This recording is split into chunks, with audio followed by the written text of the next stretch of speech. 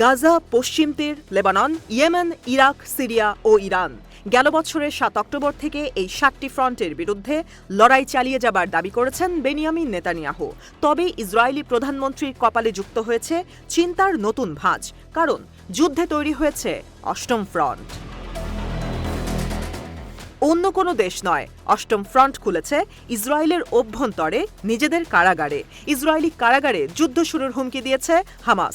সম্প্রতি দেশটির পার্লামেন্টে নেসেটের ন্যাশনাল সিকিউরিটি কমিটির বৈঠকে এমনটাই দাবি করেছেন আইপিএস কমিশনার কবি ইয়াকোবি। ইসরায়েল প্রিজন সার্ভিসের প্রধান জানান, কারারুদ্ধ শীর্ষ হামাস কর্তা তাকে সতর্ক করে বলেছেন, আইডিএফ বাইরে যুদ্ধ শেষ করবে, কারাগারে যুদ্ধ শুরু করবে ফিলিস্তিনের স্বাধীনতাকামী সংগঠন। শুধু হামাসই নয়, এই যুদ্ধে যোগ দিতে যাচ্ছে আরেক সশস্ত্র গোষ্ঠী ফাতা। সংগঠনটির কারারুদ্ধ এক শীর্ষ নেতা হুমকি দিয়ে বলেছেন, কারাগারের ভেতরেই তারা স্বাধীনতা দিবস পালন করবেন।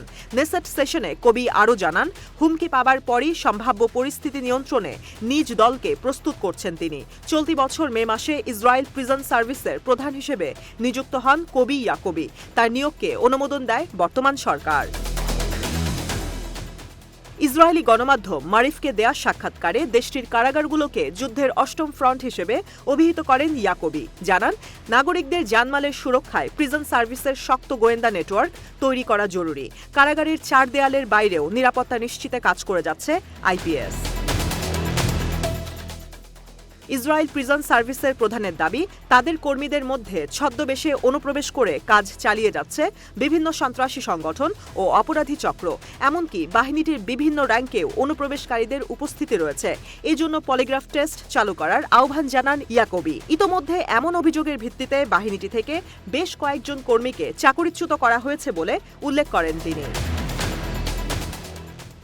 ইসরায়েলের কারাগারগুলোকে হামাস, হিজবুল্লাহ ও হুথিদের সঙ্গে তুলনা করে আইপিএস কমিশনার বলেন, প্রতি মুহূর্তেই নতুন ঘটনা থেকে শিক্ষা নিচ্ছে তার দল। সম্প্রতি জব্দ করা হয়েছে কয়েকশো অস্ত্র। গোয়েন্দা সংস্থা শিনবেটের সঙ্গে যৌথ অভিযানে নস্যাৎ করা হয়েছে ইসরায়েলের শীর্ষ নেতাদের হত্যার পরিকল্পনা।